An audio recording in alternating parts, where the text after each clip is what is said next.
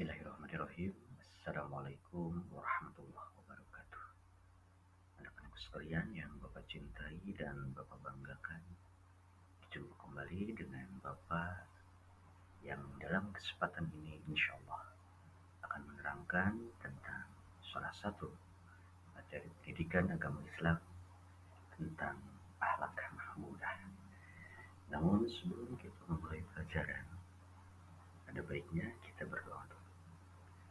Berdoa mulai. Bismillahirrahmanirrahim. Rabbi zidni ilma warzuqni fahma. Amin ya rabbal alamin. Baik anak-anak sekalian yang Bapak cintai dan Bapak banggakan.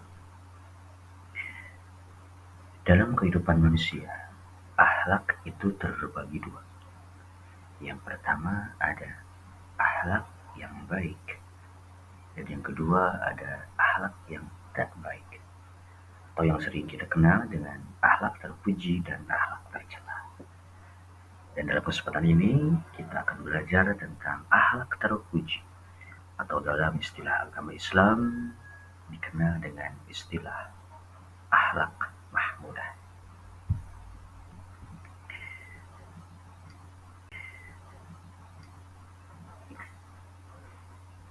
Yang pertama kita akan belajar tentang pengertian dari akhlak itu sendiri. Akhlak adalah sifat yang tertanam dalam jiwa yang menimbulkan perbuatan dengan gampang dan mudah tanpa memerlukan pemikiran dan pertimbangan. Dalam kehidupan sehari-hari kita mengenal adanya istilah perilaku. Nah, antara akhlak dan perilaku itu memiliki keterkaitan karena dua-duanya akhlak dan perilaku manusia itu adalah sebuah hasil aplikasi dari pemikiran, aplikasi dari pertimbangan hati, otak, dan jiwa yang ditunjukkan oleh sikap seseorang. Maka jika hatinya baik, jika pemikirannya baik, maka akan lahirlah perilaku dan akhlak yang baik pula. Selanjutnya, untuk sumber akhlak Islam, yang pertama dan merupakan salah satu pokok dalam pedoman agama Islam yaitu Al-Quran. Sumber pertama adalah Al-Quran. Al-Quran menentukan sepatutnya kekuatan manusia, menentukan perkara yang baik dan buruk, mengajak manusia untuk menyukai kebenaran, bersifat mulia, sabar, tekun, bersikap dan sebagainya. Maka dalam hal ini Al-Quran merupakan sumber pedoman yang paling pertama, yang paling utama dalam kita melaksanakan akhlak yang baik tersebut. Yang kedua, sumber hukum Islam itu ada yang kita kenal dengan akhlak as-sunnah atau sunnah Rasul. Melalui as-sunnah manusia bisa membedakan mana yang halal dan haram, mana yang pantas, mana yang tidak pantas. Karena dalam as-sunnah kita diberi contoh langsung oleh baginda Nabi besar Muhammad Sallallahu Alaihi Wasallam. Yang ketiga, ada yang kita kenal dengan istilah hati nurani. Hati nurani manusia yang bersih juga dapat dijadikan sebagai sumber akhlak. Namun sayangnya tidak semua manusia memiliki hati nurani yang bersih. Terkadang ketika nafsu sudah menguasai hati seseorang, maka hati nurani manusia tidak akan bersih. Sehingga dapat disimpulkan kebersihan hati nurani seseorang apabila akal dapat berada posisinya di atas nafsu. Baik anak-anak sekalian, dalam materi kali ini kita akan mempelajari beberapa akhlakul mahmudah. Di antaranya ada juhud dan tawakal. Zuhud dan tawakal ini merupakan sifat terpuji yang harus dimiliki seseorang selama hidup di muka bumi.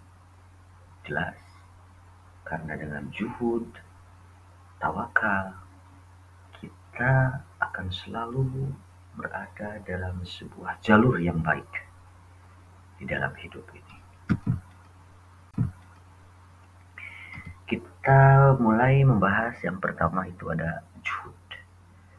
Zuhud adalah akhlak tidak memiliki kecintaan yang berlebihan terhadap harta dan dunia. Oleh karena itu, orang yang memiliki sifat zuhud di dalam hatinya, tak ada lagi yang mereka harapkan selain marbotillah ridho Allah Subhanahu wa taala. Karena bagi mereka harta dan dunia hanyalah hiasan belaka.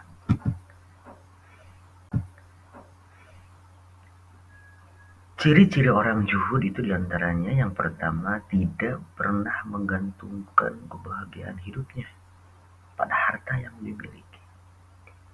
Besar atau kecilnya harta dia tak akan menjadikan sebuah ketergantungan.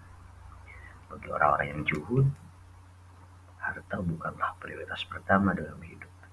Karena bagi orang-orang yang zuhud, prioritas pertama itu adalah ridho Allah.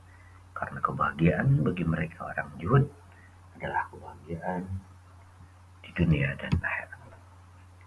Yang kedua, ciri-ciri orang zuhud itu ada kebahagiaan seorang yang zuhud itu tidak lagi terletak pada hal-hal yang bersifat material atau duniawi. Bagi orang-orang yang zuhud, mereka lebih bahagia apabila mereka melaksanakan atau mencapai sebuah ketercapaian, sebuah pencapaian yang bersifat ukhrawi, atau yang istilahnya mereka kenal dengan tujuan akhirat. Bagi mereka kesenangan-kesenangan dunia, keberhasilan-keberhasilan dunia itu hanya hiasan, hanya tambahan saja. Karena bagi orang yang zuhud, tujuan utama mereka hidup adalah akhirat. Yang ketiga, ciri-ciri orang zuhud itu tidak duduk pada kesenangan dan hawa nafsu. Mereka duduk hanya pada ibadah dengan mengandalkan akal. Hawa nafsu yang terkendali, insya Allah tidak akan menghasilkan akhlak yang tercela atau akhlak yang buruk. Yang selanjutnya, ciri-ciri orang zuhud itu adalah mengutamakan kepentingan orang lain daripada kepentingan diri sendiri. Jelas dalam kehidupan yang bersosial, di mana manusia tidak akan pernah terpisah dari yang namanya istilah kehidupan sosial. Terkadang adanya tabrakan antara kepentingan kita dengan kepentingan orang lain. Nah, untuk orang-orang zuhud ini, kepentingan orang lain itu akan mereka utamakan. Berbeda dengan kita, yang terkadang hanya untuk kepentingan diri sendiri, kita terkadang mengorbankan kepentingan orang lain. Bahkan hak orang lain pun terkadang kita makan saja mungkin ya, tidak memikirkan orang lain. Dan selanjutnya, ciri-ciri orang zuhud itu yaitu mengutamakan kehidupan akhirat daripada kehidupan dunia. Jelas ya, berkaitan dengan beberapa ciri sebelumnya. Karena orang-orang zuhud, letak kebahagiaan, letak keberhasilan, pencapaian kehidupan mereka itu ada pada hal-hal yang bersifat ukhrawi dan tidak berada pada hal-hal yang bersifat material. Beberapa contoh perilaku zuhud yang bisa anak-anakku sekalian contoh dalam kehidupan sehari-hari, diantaranya senantiasa mensyukuri setiap nikmat yang diberikan Allah. Tidak akan kita bisa hitung ya, nikmat yang Allah berikan, mulai dari kita terpejam mata sampai bangun tidur, dari bangun tidur sampai tidur lagi, tidak akan pernah kita bisa menghitung nikmat Allah. Karena nikmat Allah itu bukan untuk dihitung, tetapi untuk disyukuri. Yang kedua, contoh perilaku zuhud dalam kehidupan sehari-hari diantaranya merasa cukup dengan yang diberikan Allah Subhanahu wa taala kepada kita.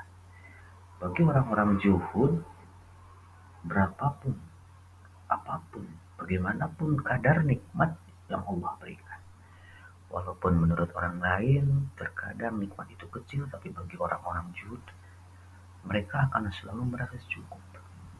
Karena orang-orang zuhud berkeyakinan, sekecil apapun nikmat, sekecil apapun yang mereka peroleh, itu adalah anugerah yang terbesar yang Allah berikan kepada mereka, sehingga sampai akhirnya nanti kebahagiaan hakiki akan mereka dapatkan, yaitu di akhirat kelak, surganya Allah Subhanahu wa taala.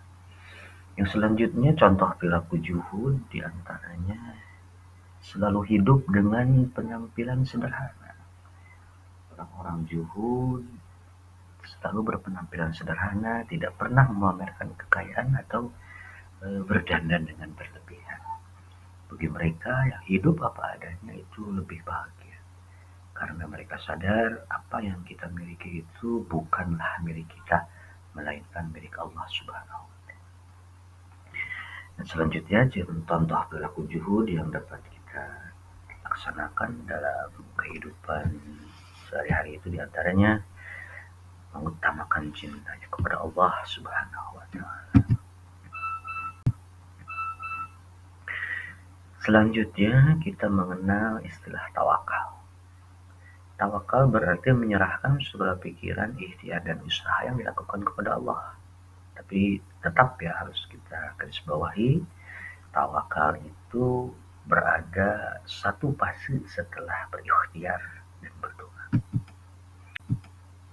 Contoh perilaku tawakal dalam kehidupan sehari-hari diantaranya selalu bersyukur, tidak pernah berkeluh kesah, gelisah apapun yang terjadi, tidak pernah meninggalkan usaha dan ikhtiar, memahami segala ketentuan Allah, dan pada akhirnya nanti mereka akan selalu ridho terhadap diri dan keadaannya. Mungkin sekian materi untuk zuhud dan tawakal yang Bapak sampaikan di media pembelajaran kali ini. Perlu kalian garis bawahi kesimpulan dari materi kita pada hari ini, yaitu akhlak mahmudah atau akhlak terpuji tidak akan lahir dengan tiba-tiba, tapi hati nurani yang bersih, akal yang bersih, dan bisa mengendalikan hawa nafsu yang ada pada diri kita, insya Allah hati bersih akan melahirkan akhlak yang bersih pula. Dengan zuhud, kehidupan duniawi, kehidupan akhirat akan kita capai kebahagiaan keduanya. Dan dengan tawakal, segala usaha kita akan berhasil. Demikian materi dari Bapak. Ucapkan Assalamualaikum warahmatullahi wabarakatuh.